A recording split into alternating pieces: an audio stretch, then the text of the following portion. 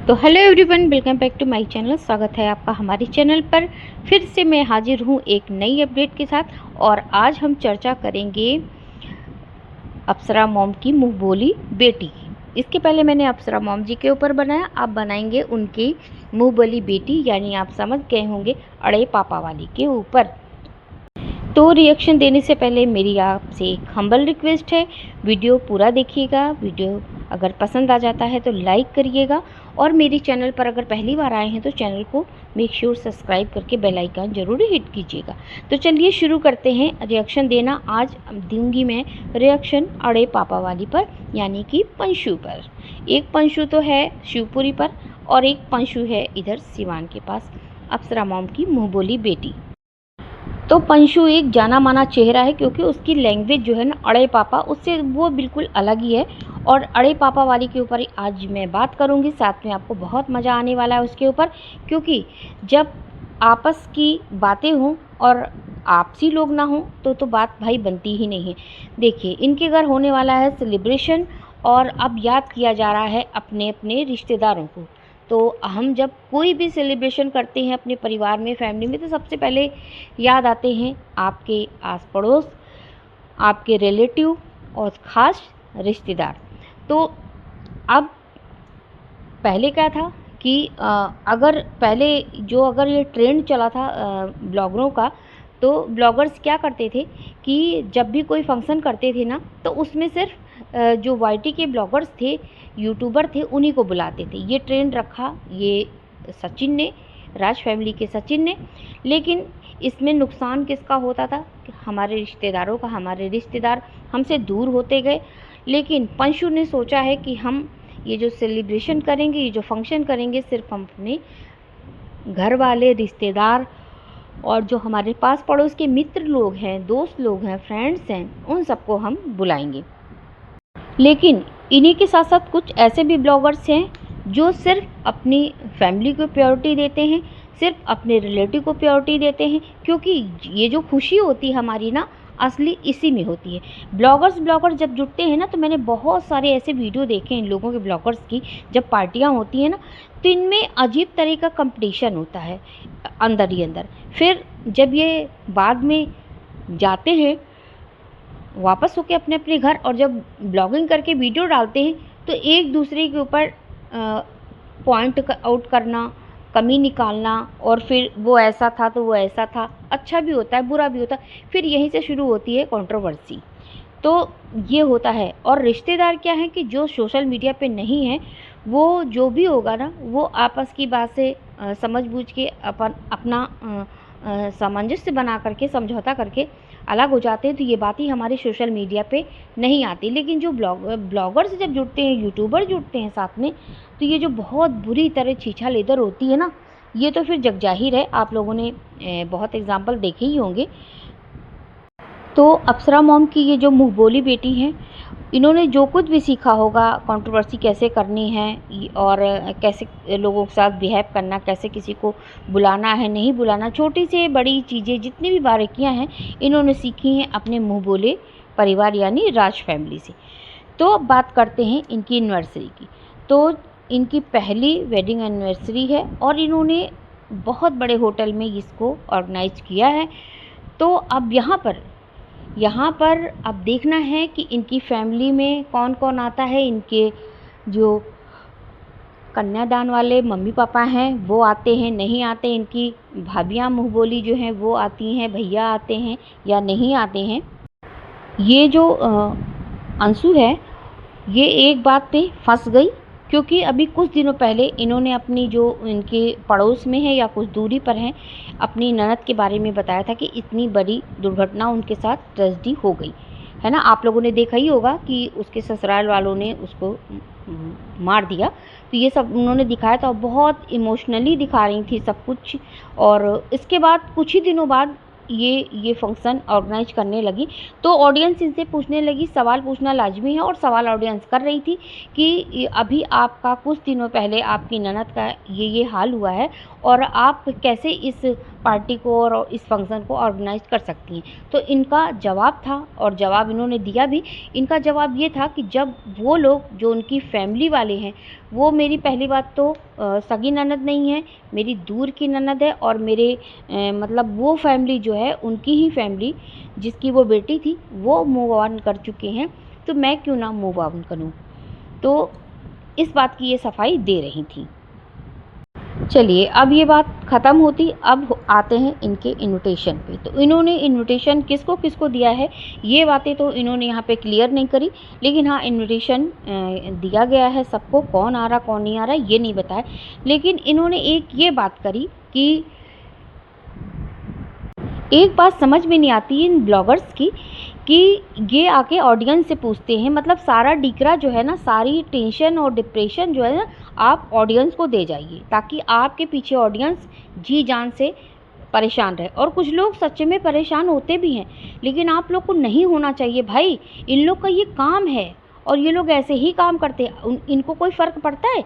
अभी कुछ दिन पहले ये इतना रो रही थी, कितने वीडियो छापे इसने उस ननद के ऊपर, और कुछ ही दिनों बाद ये सब कुछ कर रही है।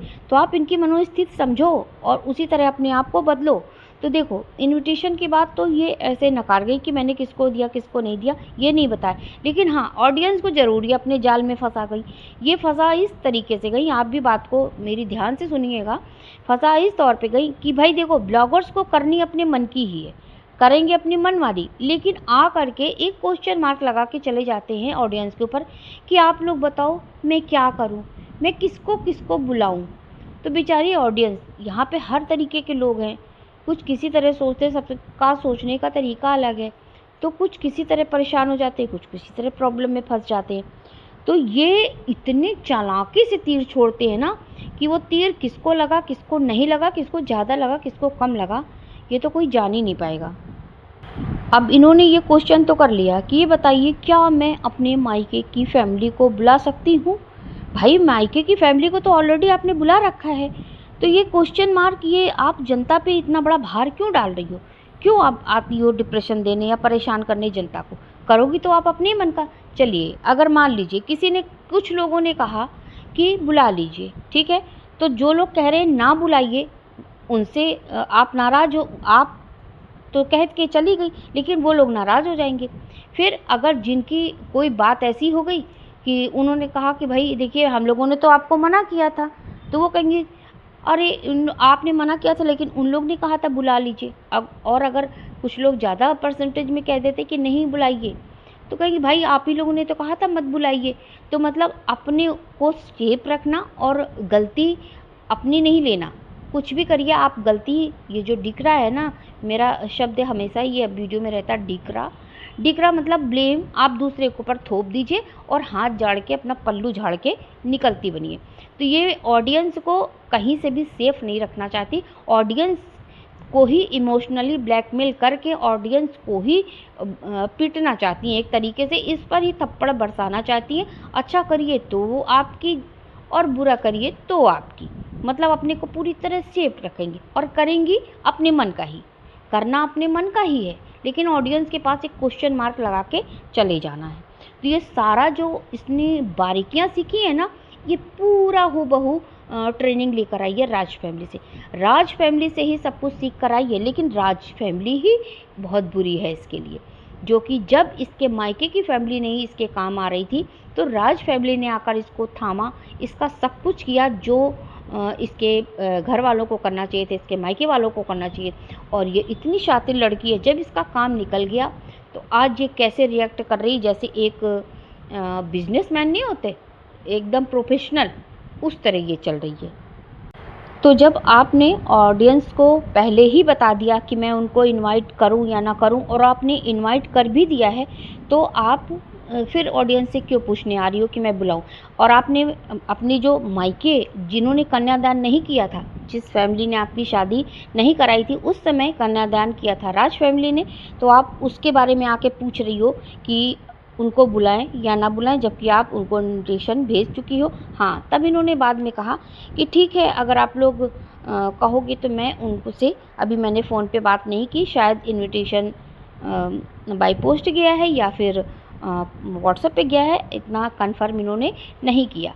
लेकिन हाँ, अपनी जो रियल मायका है, इनका तो 2-2 मायका है ना, इनका तो 2-2 मायका है। ये अगर ये मायका नहीं आएगा तो ये मायका आएगा, अगर ये मायका नहीं आएगा तो वो मायका आएगा, मतलब 2-2 ऑप्शन इनके पास हैं। तो ये कहीं भी बच सकती हैं आराम से। तो इस समय इनकी पुरानी जो इनके रियल मायके वाले हैं, मतलब इनके चाचा, ताऊ, ताई जो भी होंगे, तो सब इनके साथ आ रहे हैं इनके इसमें, जो एनिवर्सरी का जो ये फंक्शन होने वाला है ना सिवान के सबसे बड़े होटल में, तो उसमें ये सब आएंगे। तो अब राज फैमिली पूरी तरह फंस गई है। आते हैं अगर वो लोग तो भी ट्रोलिंग होगी उनकी, और अगर नहीं आते हैं तो भी ट्रोलिंग होगी। अगर आपको याद होगा कि ये जो पंशु है ना, ये जो मुँह बोली बेटी है अप्सरा मॉम जी की, तो ये कहीं भी रहती है ना तो ये बिना कंट्रोवर्सी के चलती ही नहीं। आपने देखा होगा कि पहले भी इसने कई मामलों में कंट्रोवर्सी शुरू की है, क्योंकि जब ये कहीं से भी उल्टी सीधी बातें करती है तो लोग राज फैमिली को ही ट्रोल करते हैं, क्योंकि उन्होंने ही सब कुछ इसको सिखाया है।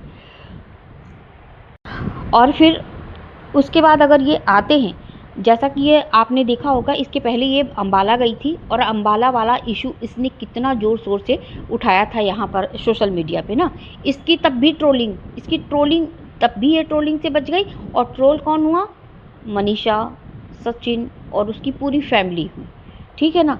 उस पर वो लोग अपनी सफाई देते फिर रहे थे, पूरी फैमिली मेंबर बारी बारी से आकर के सफाई देते फिर रहे थे।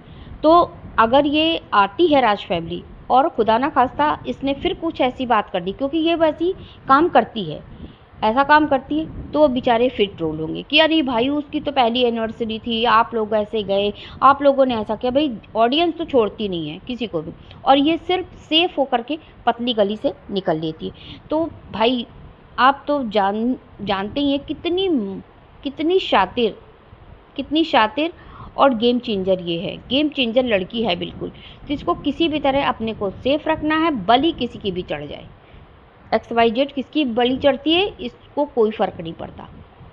और जिस थाली में खाती है उसमें छेद करती है और बहुत आसानी से निकल जाती है, इसके ऊपर कोई इफेक्ट भी नहीं पड़ता। तो भाई ये है इसकी कहानी। अब उस दिन का इंतज़ार है जिस दिन इसका फंक्शन सोशल मीडिया पे दिखेगा। क्या हुआ क्या नहीं हुआ, कौन ट्रोल हुआ कौन नहीं ट्रोल हुआ, ये तो बात की बात है, उस पर फिर बाद में देखा जाएगा, अपडेट होएगी, अपडेट दी जाएगी। तो वीडियो को एंड करती हूँ। Thanks for watching. वीडियो पसंद आया हो तो लाइक ज़रूर कीजिएगा और चैनल को मेरे सब्सक्राइब ज़रूर कीजिएगा।